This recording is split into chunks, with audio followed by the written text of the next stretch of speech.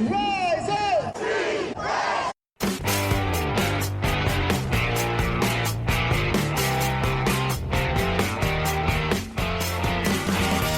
This is the Rise Up See Red podcast, all about the Arizona Cardinals and the NFL, featuring insider and outsider perspectives. Enjoy the best hour of Cardinals talk on the web.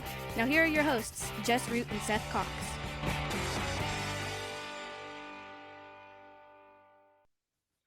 Hello, Arizona Cardinals fans, and welcome to the latest edition of the Rise Up See Red podcast, the best hour of Cardinals talk on the web. I'm your host, Jess Root from CardsWire.com, USA Today's NFL Wire site, covering, of course, the Arizona Cardinals, with my co-host, Seth Cox from RevengeOfTheBirds.com, SB Nation's Arizona Cardinals site. It is the third show of the week and the second one with Seth this week. We did a full slate of shows as Seth and I, we did our reaction show to the Cardinals win over the Chargers.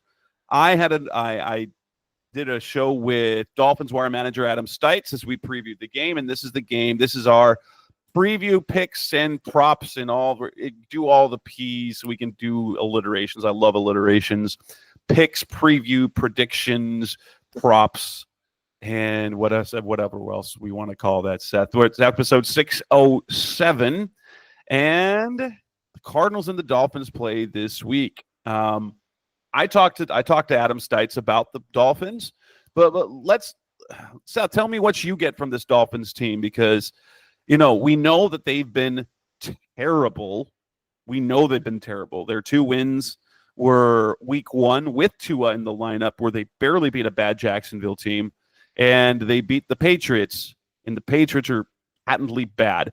They've averaged 10 points a game over their last 5, but they have so much talent, and Tua is supposed to come back this week.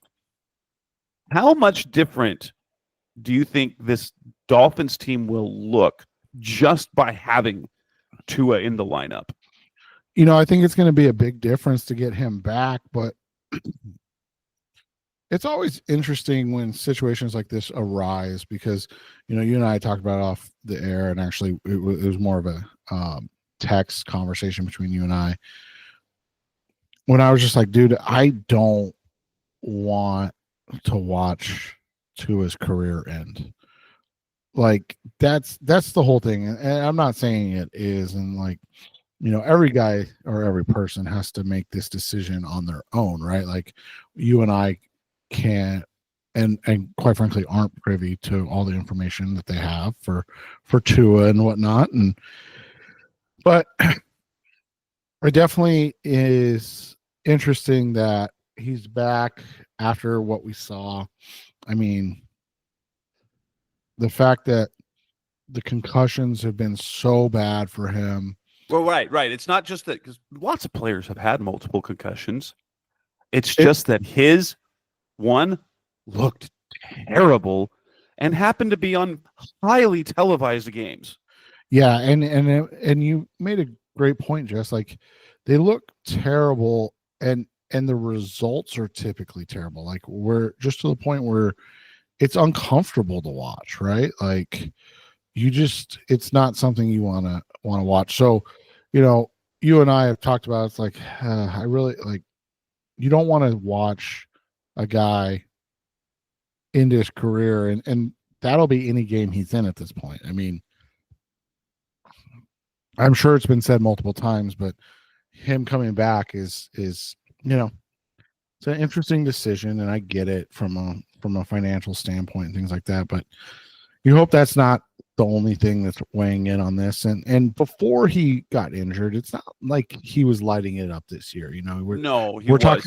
We're talking about a guy that has had a Pro Bowl year in his 5-year career. Last year led the NFL in passing yardage. The year before that, in 2022, he led the NFL in touchdown percentage, and then average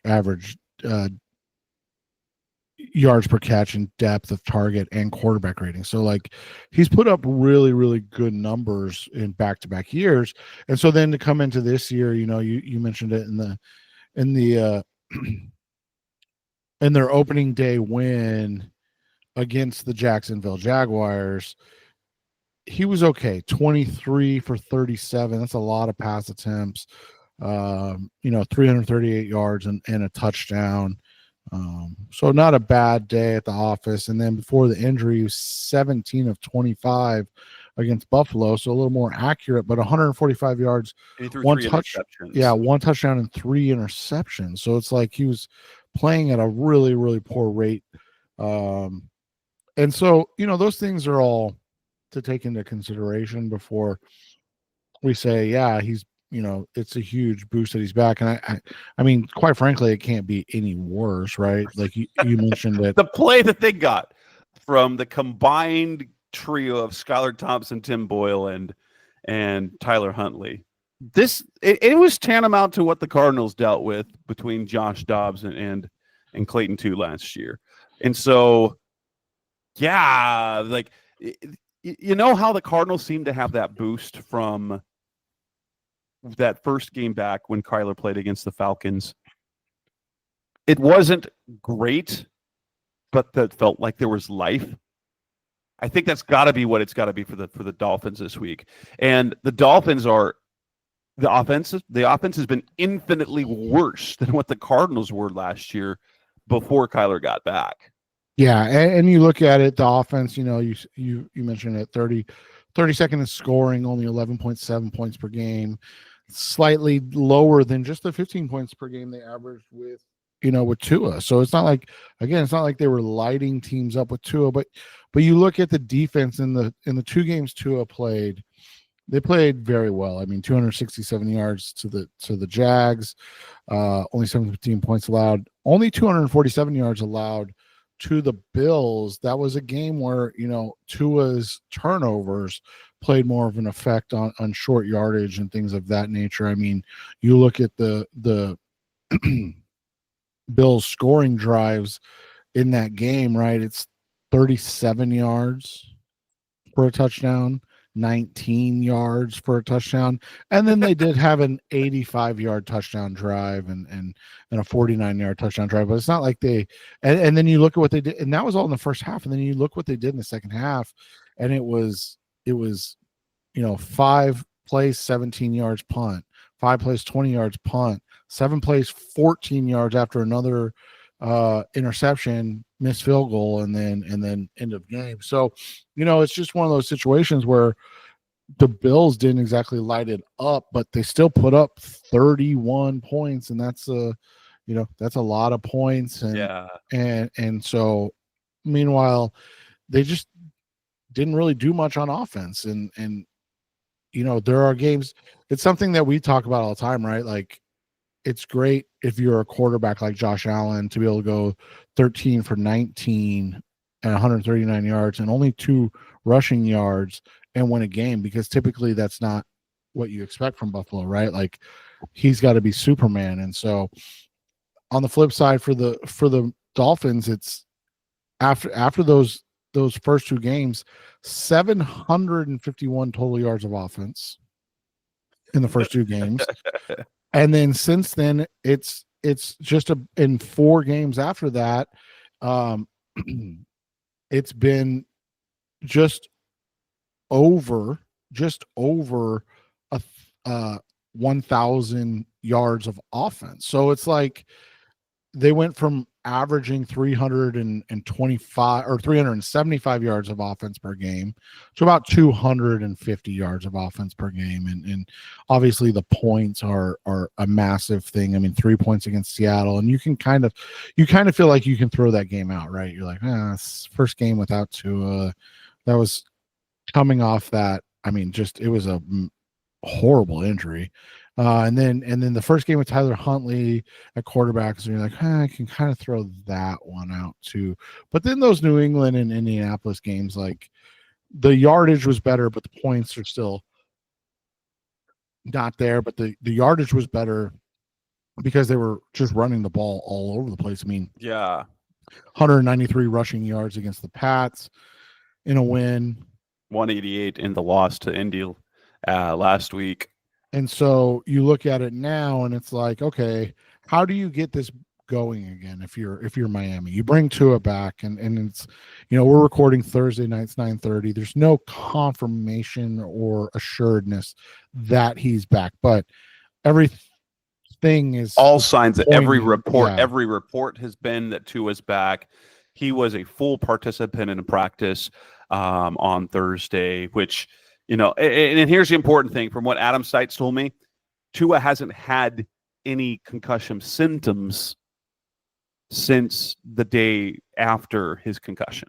So yeah, and so that's the thing. We're expecting him to play, and you look at it, the defense has been really good. I mean, outside of that Buffalo and Seattle games, the defense has held its own. I mean, they've only given up over 300 yards once, and that was to Seattle.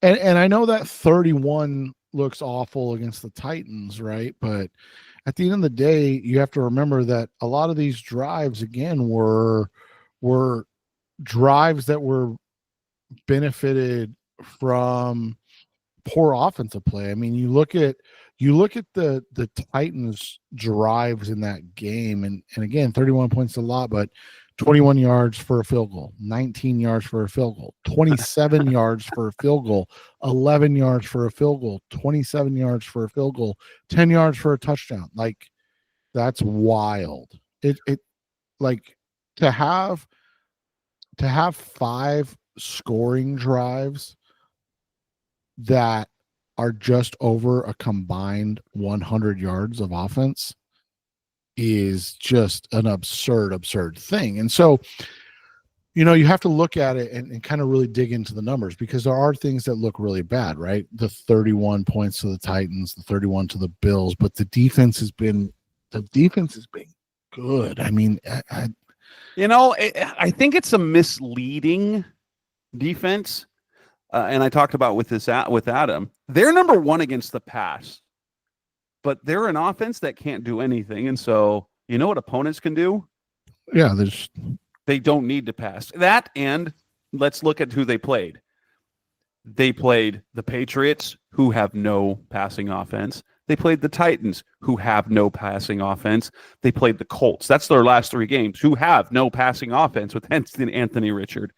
And again, not to take anything away from that Buffalo game, but remember, that was a short week, and Josh Allen couldn't use his hand. I think it was his non-throwing hand still, but it was a different Josh Allen, different scheme, right? You weren't scheming him to be able to make plays, bailing out of muddied pockets, or being able to break tackles or run the ball, because he injured his thumb in that Cardinals win. So, like, you look at the games, the Seattle game is the one that sticks out, but the last 3 weeks, all games, actually every game but the Seattle game, they've held the opposition to under 150 yards passing, which is weird.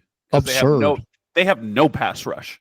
They have 9 total sacks. You think the Cardinals have a bad pass rush with their 14 sacks? The Dolphins have 9, and they don't have Bradley Chubb back. They lost Jalen Phillips again. The man who leads them in sacks, now they've got 3 guys with 2 sacks on the season, but the man who's leading them in sacks and pressures and who's leading in sacks, tied for the lead in sacks, tied for the lead in QB hits, and has the most tackles for losses, none other than the 38-year-old Calais Campbell. Yeah, the ageless wonder. And not to mention that, Jess, like that's one thing, like you said, but then you go to the rushing game, right? And it's something we talked about, like 193 yards against the Patriots, 188 yards against the Colts. Their leading rusher has 260 yards rushing on the season. I mean, that's 6 games. That's a paltry 43 yards per game.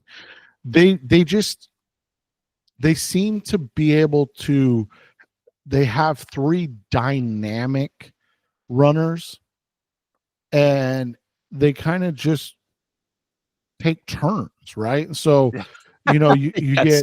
you get the win over the lowly Patriots, right? Who are terrible. I mean, it's an awful team. And you had Jalen Wright, the rookie, go for 86 rushing yards. You had Raheem Mostert go for 19 for 80, and then Devin Achane had 18 yards. But then you look at the game over Indy in the loss, right?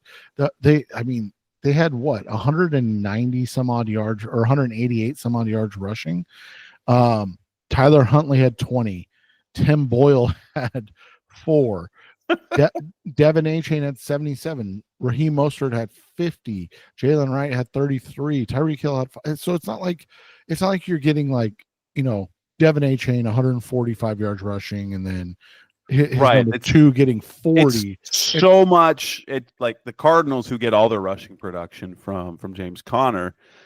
But it's like the way they run the ball as well, because they're not particularly, they're okay. They're 23rd in the league in yards per carry at 4.1, so it's not great, but it's not bad.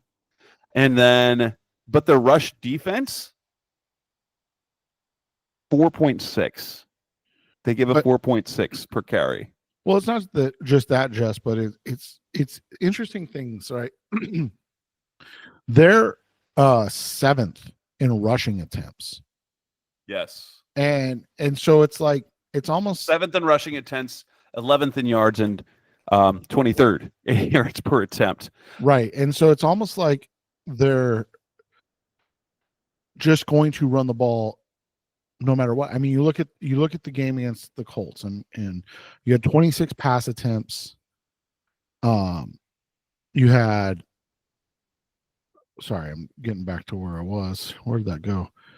You had 40 rushing attempts. Like, that's in a loss. Like, that's absurd. Those numbers don't make any sense. I mean, if you're like the game the Cardinals just won, that's the type of numbers you would assume. You're like, oh yeah, against the Chargers, they just kept running the ball.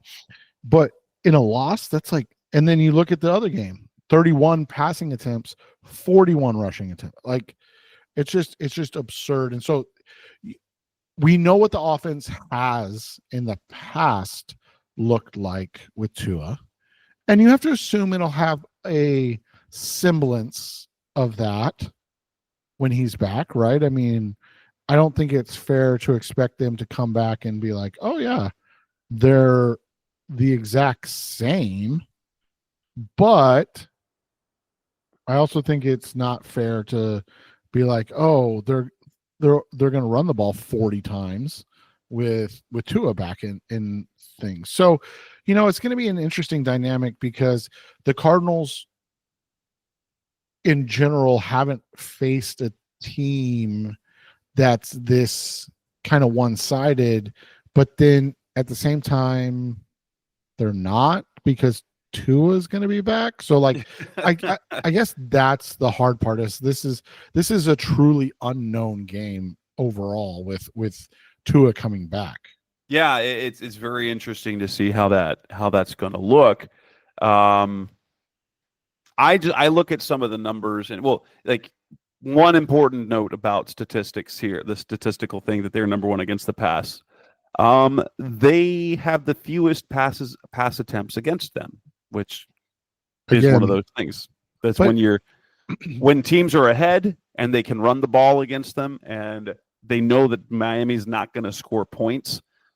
That's just, well, Jess, but it's crazy because they have run 60 more plays than their opposition.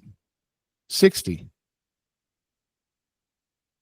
That's crazy. And they average 4 or 0.4 yards less per play, and they've scored 59 fewer points.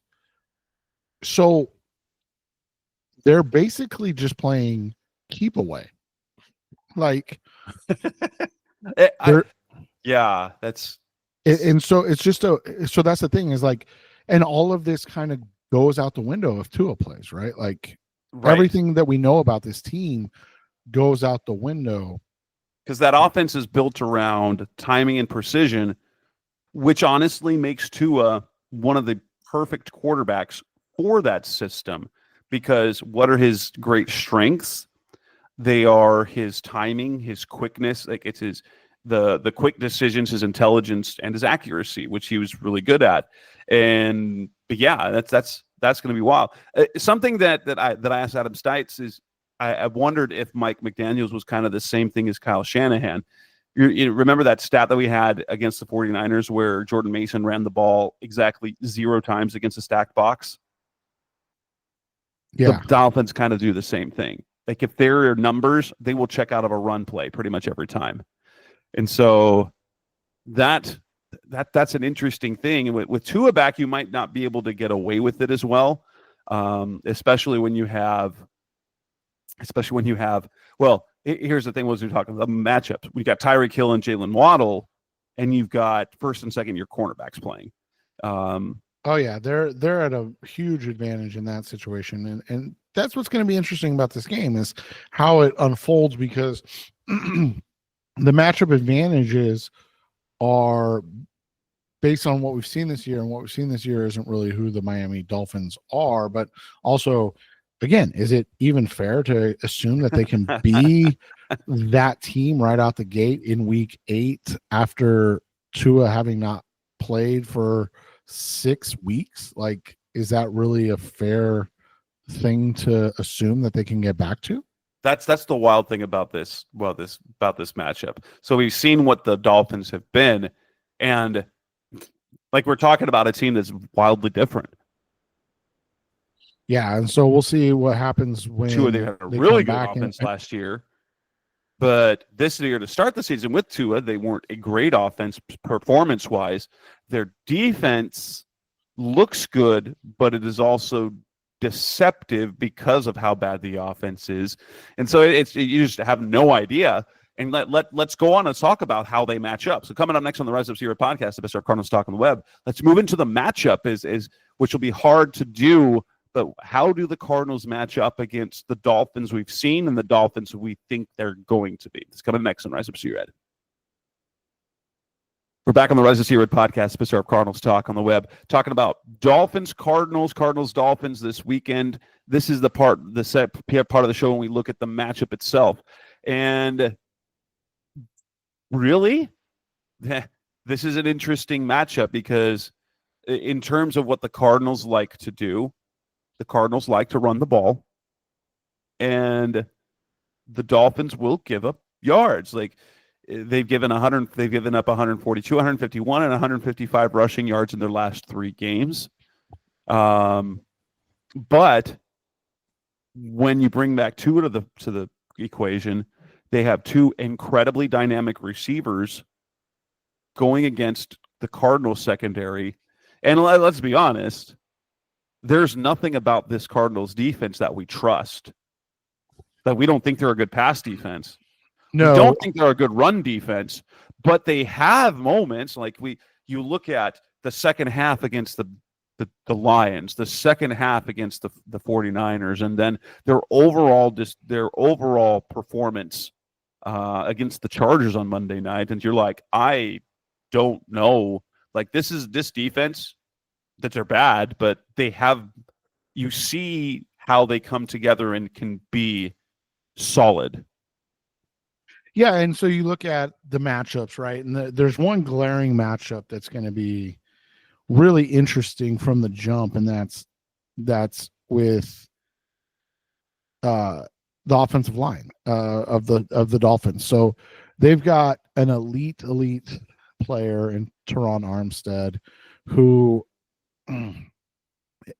has played the last 2 games fully. He played the first game, played most of the second game, got injured in the third game, and then missed the fourth game, and then came back the last 2 games. And he is elite. He is still one of the best offensive left tackles in the NFL. He's fantastic. And the Cardinals don't have a pass rusher. I mean, That's just the reality. So there's that, right? So you look at it and go, okay, well, that's not good. And then they have a really, really good center whose name we know extremely well, but nope, different guy, Aaron Brewer. So, and he's a free agent signing that, we had wondered if the Cardinals might be interested, but they love Yelda Froholt, and Yelda's been good, so it's not like anything. But he was with Tennessee and all that stuff. So you look at that, and he's been really good for them. And then you have the rest of the line, and you're like, well, the Cardinals' defense isn't very good. Let's just be honest. But Liam Eichenberg, their guard, has been awful this year. And he's gotten progressively worse since the first game, which is interesting. He's been bad most of his career, and I think Dolphins fans have probably had enough of him. Austin Jackson hasn't been very good this year. He's been mostly bad since they drafted him in the first round in 2020. But again, can the Cardinals take advantage of that? And then Robert Jones, their other guard, hasn't been good this year. And remember, he's replacing Robert Hunt, who was like one of the best guards in the entire NFL. So it's been interesting to watch because they've got an elite left tackle. They have an incredibly good center, and then it's like replacement level everywhere else. And so that explains some of the issues they have had, being able to run the ball with purpose, and being able to protect the passer in those situations. So those are two things to kind of watch, because can guys like Dante Stills, Ben Stilley, we didn't see a whole lot from LJ Collier this last game, but he's a guy that they need to step up. Can these guys come in and play better, especially as pass rushers, right? And so Kyrus Tonga's played well, obviously, that we talked about. Naquan Jones had a sack. He's got 2 sacks on the season. So like all of those guys could potentially have good games this week based on what we've seen out of the Dolphins offensive line. And then there's the other side of things, and it's like, all right, this is wild to say, but who's going to block Calais Campbell? I mean, 38-year-old Calais Campbell, you mentioned it. He's been by far their best defensive player still. He's on a pitch count, and a pretty heavy pitch count at this point in his career. And I mean, are we shocked by that, right? Like, he's playing more than he should, though, from what Stites told me. Oh, 100%. But I mean, it's like he's still definitely on I mean, 193 snaps is not very many. No, but it looks like he lines up. So it'll mostly be Tristan Colon and Isaiah Adams when they swap in and out. That's what I was going to say. So he's been mostly on the defensive left side. They have moved him to the right side a couple times this year, not a ton.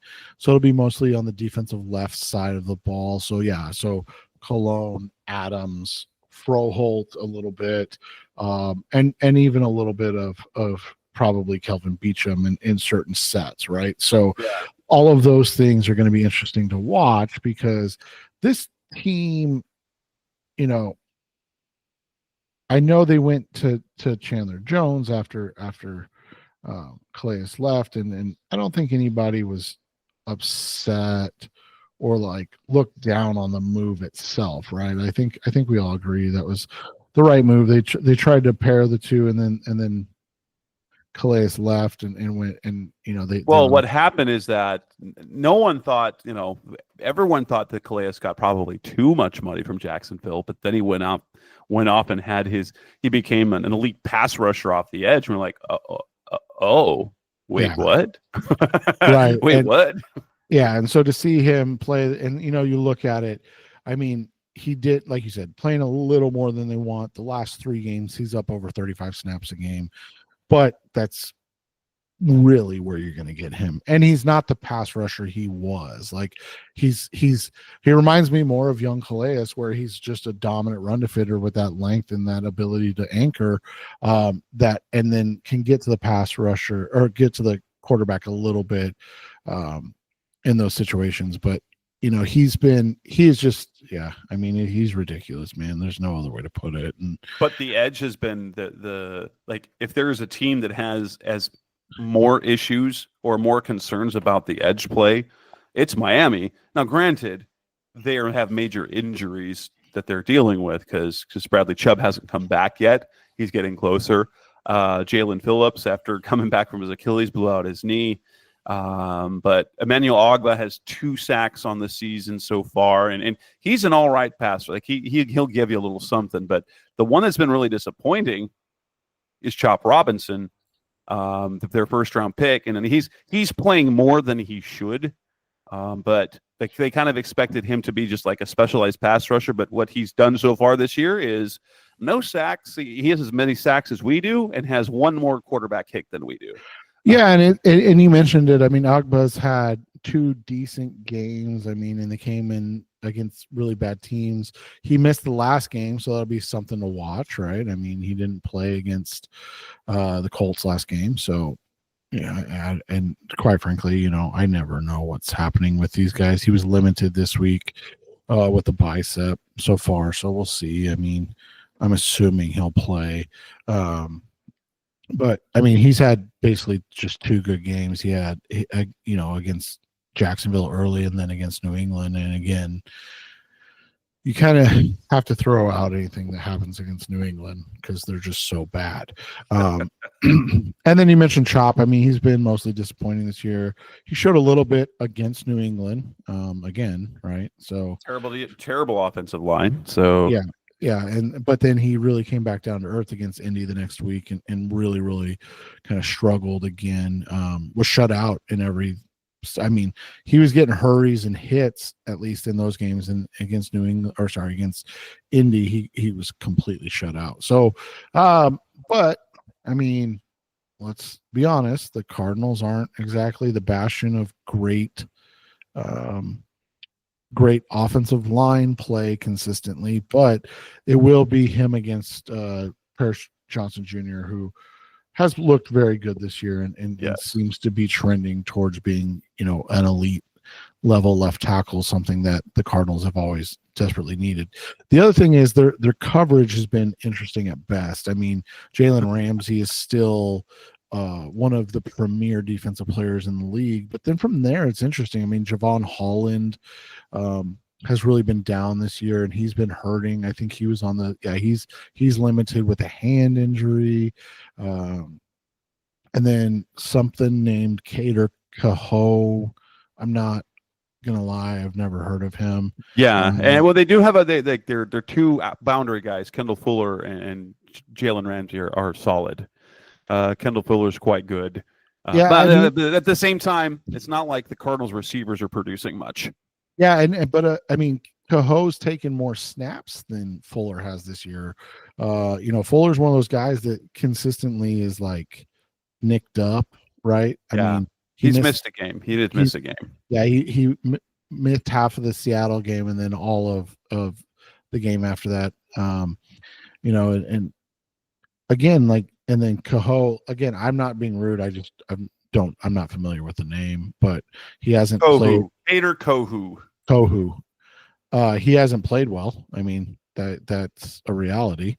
And so he's a guy that can be taken advantage of, but he's their slot guy. So you would think Dortch is the guy that would need to take advantage of that this week. Their linebackers, Jordan Brooks has been abysmal in coverage this year.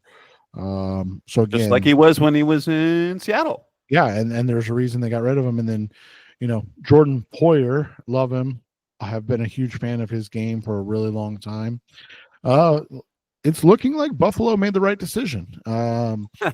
He's been fairly bad this year in coverage. So again, like you said, Jess, it's just such a weird team because they have all these decent statistics defensively, but nobody's played extremely well. Like you said, Jalen Ramsey is still a phenom. He's a great player. Kendall Fuller, when he's on the field, is good. He's not what he once was, but he's still very good. But they don't get any pass rush. Jordan Brooks and David Long have been terrible in coverage from their linebacker position. and Javon Holland and Jordan Poyer haven't been good at their safety. So it's just like, what are you getting? The guy to watch outside of Calais is Zach Seiler. He's been kind of their he's played at an incredibly high level this year. And everybody's always kind of, I don't want to say written him off, but kind of given a lot of his good play over to Christian Wilkins, right? Because Christian Wilkins was so dominant with Miami. And Sealer's production, like last year, was so anomalous. He had 10 sacks last year, 11 tackles for loss, 22 quarterback hits. His previous high was 3.5 sacks, 11 tackles for loss, and 12 quarterback hits. It was just, you know what it was kind of like? Jordan Phillips when he had his 9.5 sacks. He just came out of nowhere. And so there's a reason why people would think that, because you're playing next to Christian Wilkins and Zach Seiler. He's good, but just I will say though, he's followed it up with probably his second best year, and and so that's what you want to see. But like you said, like this is just such a weird defense, but they see the least amount of snaps in the NFL. Their opponents have the ball for the least amount of time, or second least amount of time. I apologize. And so like all of their numbers are really good sans against the run. And it's just, you kind of scratch your head with it, right? Like, are they a really good defense that's just been carrying a terrible offense, or are they a defense that's taking advantage of the fact that they're fresh all the time because their offense is always on the field and they're able to like chew up clock exponentially before they go out there and they don't have to worry. Like, it is a wild variance. I mean, to see how this is all playing out. I mean, again, number 2 in opponent time, number 1 in opponent's plays per drive. So like they get off the field fairly well. Number 3 but the offense gives them terrible field position. Right. And so that's what's wild about this whole thing. So, it'll be interesting to see, because we know the keys, but if Tua is back and they're able to play at a high level, and again, I think it would be unfair just to expect that if you're a Dolphins fan. But if they do play at a high level, it's like we know how good they can be offensively, especially. But will the defense be able to hold suit now that they've got a little, that they have a little more pressure on them? So for me, what it comes down for this game is that the one thing that Tua gives them is explosiveness, because you've got the threat of the deep pass. And I think probably there's 2 critical matchups. And that's the Cardinals cornerbacks against Tyreek Hill and Jalen Waddle. If they give a big place to them, long afternoon.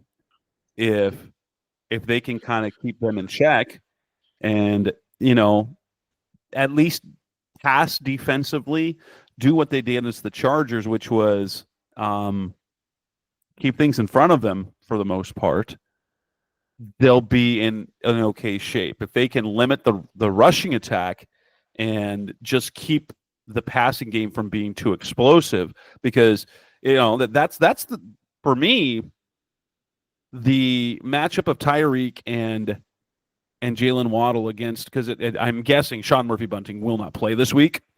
And so you've got Star Thomas, second-year undrafted guy. Garrett Williams, second year. Max Melton, rookie. And they're going to really have to, I think, honestly, they're really going to have to protect Max. Because he's the one that has the inconsistencies as plays. And Starr's been solid this year. Garrett Williams has been very good this year, but I could see Max Melton being an issue against Tyreek, because while we've seen the high end play for Max at times, he's also the most prone to mistakes. Yeah, and that's the thing. I mean, you look at it. This has been this has been a team that just has not done a great job against the pass all year, and most of it stems from a lack of pass rush, right? Like, I mean, you and I can agree with that. That being said, getting torched by Justin Herbert and a group of tight ends was not a great look. And so this team's got to come in and figure out how they're going to rectify that, and if this is a game that they can do that. Because again, when you look at it, I mean, their defensive pass yards per game are giving up 236. That's 26 in the NFL, and their rush yards per game is 139th. That's 26 in the NFL. So at least there's some consistency there, right? Like, Yeah. But yeah, I mean, this is a team that has to show up, has to change the complexion of the game, because Tyreek Hill and Jalen Waddle are an elite receiving duo. Yeah.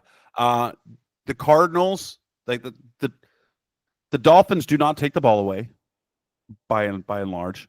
They have 5 takeaways on the season so far. And they will turn the ball over. Well, they can turn the ball over. Remember, you know, they've had 8 turnovers in their games, but 5 of them were non-Tua. 3 of them came against the Bills by Tua. So we'll have to wait and see. We'll have to wait and see how that goes. And so this really is, and we'll talk about the predictions a little bit. This year feels like a game. Okay, the Cardinals can have a slog fest again, and a slogfest win, or what if the Dolphins look good like the Dolphins again? The Cardinals aren't prepared for that. They're not prepared for that. Yeah, that's what the worry becomes, right? Coming up next on the Rise of Sierra podcast of SR Cardinals Talk on the Web. Let's move on to the final segment, the one I'm sure you like the most. That's when we make our picks, predictions, and we talk about prop bets. That's coming up next on Rise of Sierra. We're back on the Rise of Sierra podcast of SR Cardinals Talk on the Web. Time to talk about outcomes. And this is what I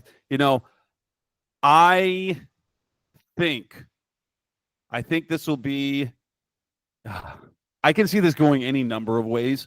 I could see the Cardinals grinding out a close win. I could see the Cardinals losing a close one.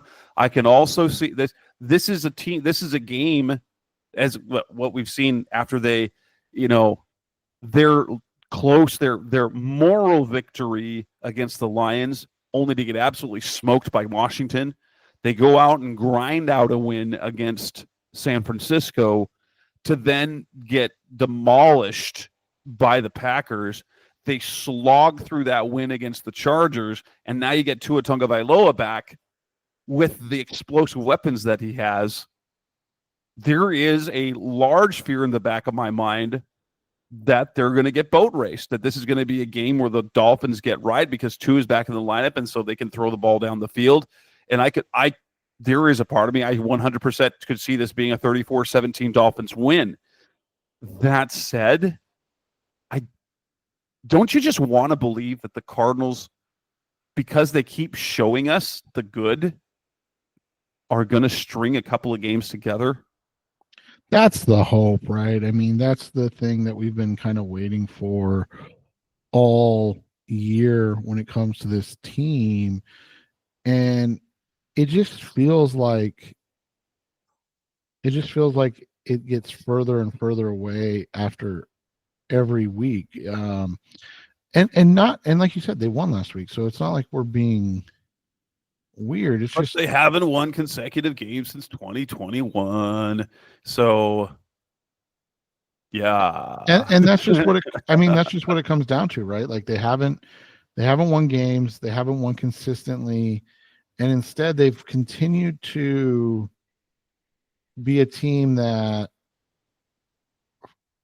is unable to string together games that make you confident in the direction of the franchise. And I will say this game is not a good game for that, because I think unless they turn a corner and they offensively look good and kind of limit the explosiveness. So if they won by 10 to 13 points, I think we'd be okay. But I think this is going to be a slog fest. And here's my prediction for this game. That I could 100% see this as another Chad Ryland game-winning field goal game. I've got this game 23-20 Cardinals. Yeah, I have this one coming down, and I do have the Dolphins taking it, though. The Cardinals cover. I have it at 3.5 still, but the Cardinals cover 2017 Dolphins. Ooh, a slogfest. More slogfest. Okay, so now we can look at some of the things. So, in my scenario, assuming that we're going to be looking at a 23-point performance, then, well, Chad Ryland's field goals made becomes a good one for mine, because you can get over 1.5 made field goals for plus 110. And at the 23-point prediction that I've got, that's 3 field goals. So it is not a bad way to go. But let's take a look at some of the props that are out. Interesting where they put Tua for the passing yards. 251.5 in his first game back. And that seems like easy, doesn't it? Don't you think that's going to be an easy get for going against the Cardinals defense? What's wild to me is it's 255.5. They just came up, but it's 255.5 on FanDuel. So yeah, I'd take that one on yours, on BetMGM. But before the line changes, right? What's wild to me is that this line of over 1.5 touchdown passes for Tua is minus 108. So it's it's about even money, but to see it like that, it's kind of interestingly disrespectful, right? Like he's been out, and they come back in and they're like, "Yep, we got this. It's no big deal." Right. Well, I mean, I can see why. Like he was the passing leader last year. The Cardinals are not a good passing defense. Like they gave up 4 touchdown passes to Jordan Love. They gave up the touchdown passes to Jaden Daniels. And now they didn't give up any touchdowns at all, but Justin Herbert didn't have any problem throwing the ball against them either. He had 349 yards. So I guess that kind of makes sense. And then I look at Kyler Murray's over 1.5 plus 125. You understand completely why that's a thing. But Kyler he's going through the longest stretch of his career without multiple touchdown passes in a game. This is the longest he's gone his entire career. He's gone 1, 2, 3, 4, 5. He went last year. He went 5 games. His first 5 games he had 0, then 1, 1, 1, 1, 1. He's had 1 touchdown pass in each of the last 5 games. And before that, he never went more than 3 games without having multiple touchdown passes in his career. Do I think that will be the case? No, I don't think he will. I mean, that's one to look at because, if the Cardinals are going to score 2 touchdowns, what's the most likely scenario? 1 passing, 1 rushing, like they had last week. Yeah, and they do have Kyler over 1.5 for plus 144. So it's an interesting thing to watch, like you said, Jess, because it's a little different. As of this recording, FanDuel has nothing else in terms of player props, so we'll go off of BetMGM for the rest of these. Okay. Rushing yards, interesting one. Now, if you'd listen to Adam Stites, he seems to think that this is going to be a Raheem Mostert game over Devon Achane game, which means there is money to be made because you get Raheem Mostert. It's over 35.5 at minus 110, up to 50 plus. It's plus 140. And if you want to go crazy, which Stites thinks that this is going to be like a 75 to 80 yard game for Mostert this game. You can get Mostert 50 on the alternate rushing yards, 50 plus at plus 140 and 75 plus at 450. If we're talking James Conner, here's the thing. James Conner is good money, but you're not going to make as much money because you get the over-unders at 70.5. I don't like. I'll probably leave this one alone, and you can get him at 75 plus at plus 105. You at 100 plus, you get a plus 290. But he's been the money maker. It's just that. Let's look at Connor's production at least this year. James Conner on a game-by-game basis. And if we look at his game logs this year, you see him this year. He has 3 100-yard games, which is one less than he had last year. But it's gone 50, 122, 17, 104, 86, 24, 101. He did have consecutive 100-yard games last year in the final 2 games of the season.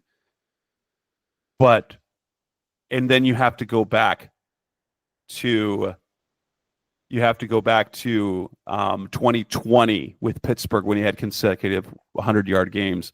Now he did in 2018 have 4 straight 100-yard games. But that's old history at this point. So while I don't know, I don't love banking on Connor for a second game in a row to do that much. I'm leaning towards avoiding him, but going with Mostert instead. What would be your take on that for Connor? Yeah, I don't like Connor in this one. Just because 70.5 is a little much. I prefer, like you said, to see them at 60, right around 65.5 is where I would want him. I know 6 yards seems inconsequential, but makes a huge difference, right? And then from there, I really like the Mostert play. I think it gives them. I think it gives you a good chance to ladder something. Yes. In this one, the issue becomes you're betting more against Mike McDaniel than you are the Cardinals. Yeah. Because it definitely could be a Raheem Mostert game, but it could be a Devin Achane game. And, ironically enough, it could also be a Jalen Wright game. Yeah, Jalen Wright game. So, you just don't know what you're getting into. Yeah, that's a risky one. What about Kyler at 33.5 rushing yards? Yeah, I think that's an easy one to take. And then you can ladder him to plus at 50 plus to plus 210 if you want to take that, play that a little bit. I know with Kyler, the one downside that you have with that is that he does the kneel downs, so you might find yourself in a bad beat at the end of the game if the Cardinals are winning. And you end up, he's at 51 yards, and then after 2 kneel downs, he ends up at 49. So that one's a little bit scary because of the fact he's the kneel down guy. Yeah, and that is worrisome. They do have some interesting touchdown props in this one, though, Jess, that I'd like to, because you and I both have this as a low scoring affair. 2 touchdowns for the Cardinals, 2 touchdowns for the Dolphins. Where do you think those touchdowns come from? Well, let me see. You sent me over the. So I'll start. So the interesting one for me is Jalen Wright plus 600, because the other running backs, Achane's minus 115, Mostert's plus 160, which isn't bad. But those numbers are kind of,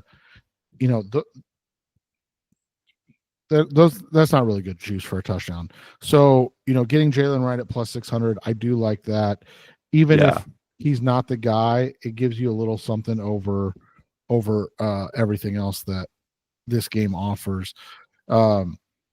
And then the other one I like coming out of this one, and every week I kind of look at it, but I really like Elijah Higgins talking about the tight ends and those numbers. It's plus 1,100. He always seems to find himself around that area, and especially because they're going to pay attention to Trey McBride.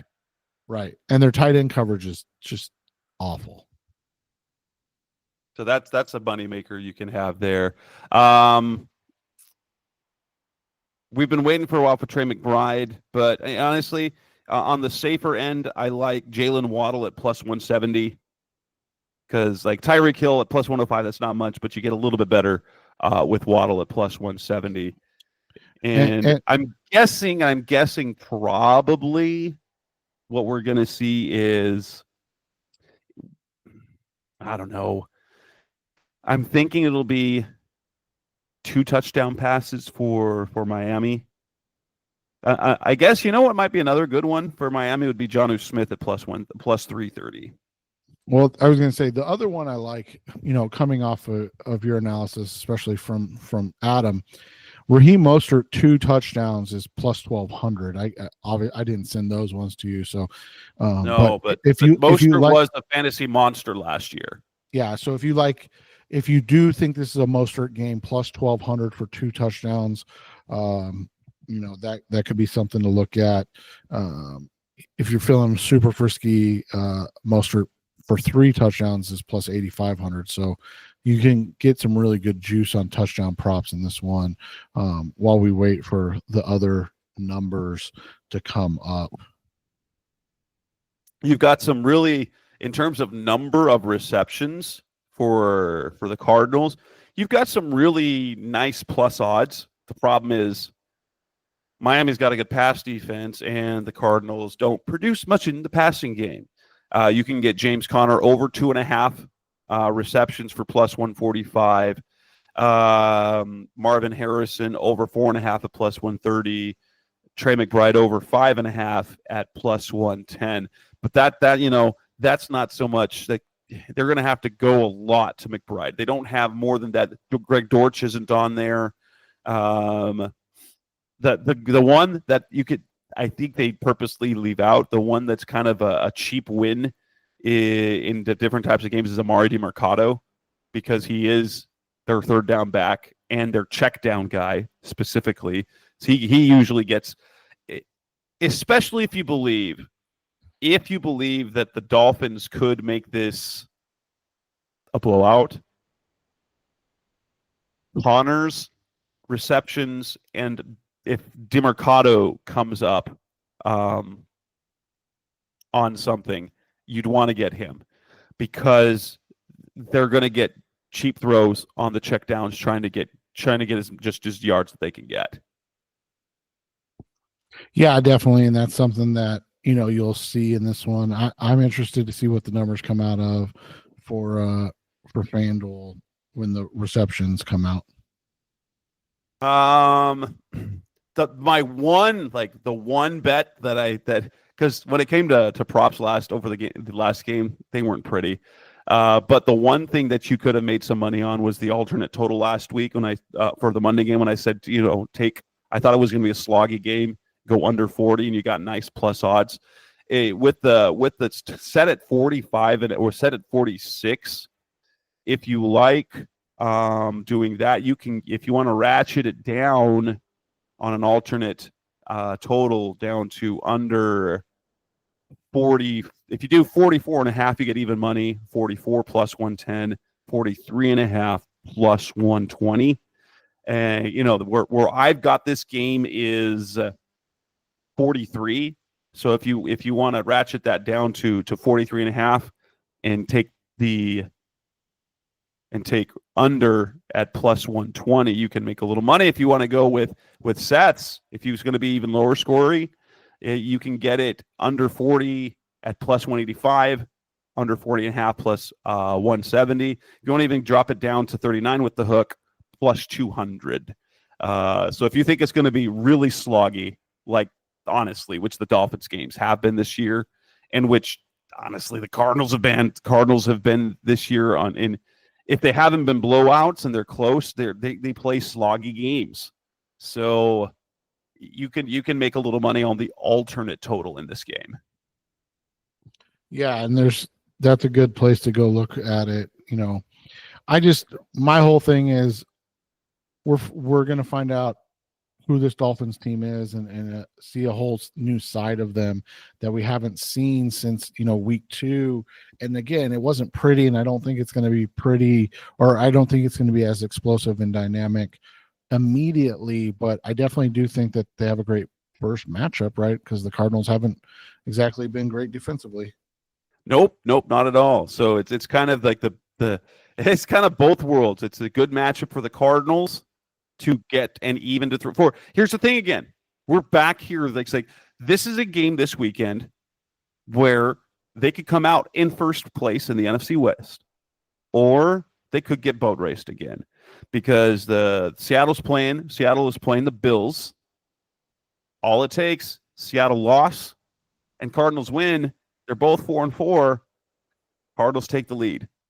And if you would have thought, outside maybe us, if you'd have said before the season that the Cardinals would be 500 and in first place in the NFC West at the midpoint of the season, we'd have gotten, you'd get laughed at.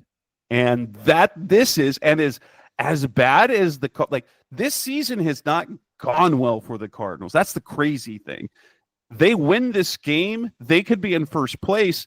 And honestly, we look at this team and it's like they haven't been playing well. We have major questions about this team, but if they're 4-4 after this week, with the schedule they have coming up, they're in a really good spot because you got the Bears, you got the Jets. There's questions about the Bears, there's questions about the Jets. You've got a bye coming up. You've got the Patriots. You've got the Panthers. 2 teams who want 100% better win or, fire everyone, right? But this is a weird position because there isn't any belief in this team right now, right? Like you feel from the fan base, from the media, from the fan base, from across the analysts, there's no belief in this Cardinals team. Yes, I can tell you what the belief is in this team just based on. That's right. What is your fan reaction polls say right now? We're talking about it was 38% last week. It hasn't gained much traction. Like wins tend to help a little bit, obviously, but it's not. It's just not a team that anybody's buying right now. And that's and if they could come out of this week 4-4 with the problems they had, we might have ourselves a season. I'm not saying it's a good season, but we could be because there's the start of this season was just so tough. It's going to lighten up. And we've been waiting for them how to learn how to win. They've won some games, but now they need to learn how to win. If they can stack these 2 wins in a row, okay. But it feels like we say this every other week. We do this every other week, don't we? We're like, all right, could be the turning. This could be turning a corner. This is going to be a step up, and then they get boat race. So maybe we'll be in the same spot again next week. That's the concern, right, man? So maybe the Cardinals win, maybe they lose, maybe they get blown out. The one thing I would be absolutely shocked if they handily beat the Dolphins. That, in my opinion, that would be the least likely scenario of all of them. Wouldn't you think? Yeah, that's my favorite part is that we're like, the biggest thing we do not expect is them to win by a lot. Right? Like everything else, we're like, we'll see what happens. But like, we're like, they're definitely not going to win going away. I mean, that's right. This is they win ugly. Aside from the Rams game, they're 2 wins that they won ugly. They won ugly those games. And all right, with that, we will wrap up this edition of the Rise Up Sierra podcast, especially our Cardinals talk on the web. This episode 606. We'll be back next week as we will review what happens against Miami, and then hopefully we'll have at least 1, maybe 2 shows as we look ahead to the Bears next week. That's Seth Cox. I'm Jess Root. Thanks for listening as always. Hit up Cards Wire and Revenge of the Birds for your reading Cardinals needs. And we'll be back again soon. Thanks for listening.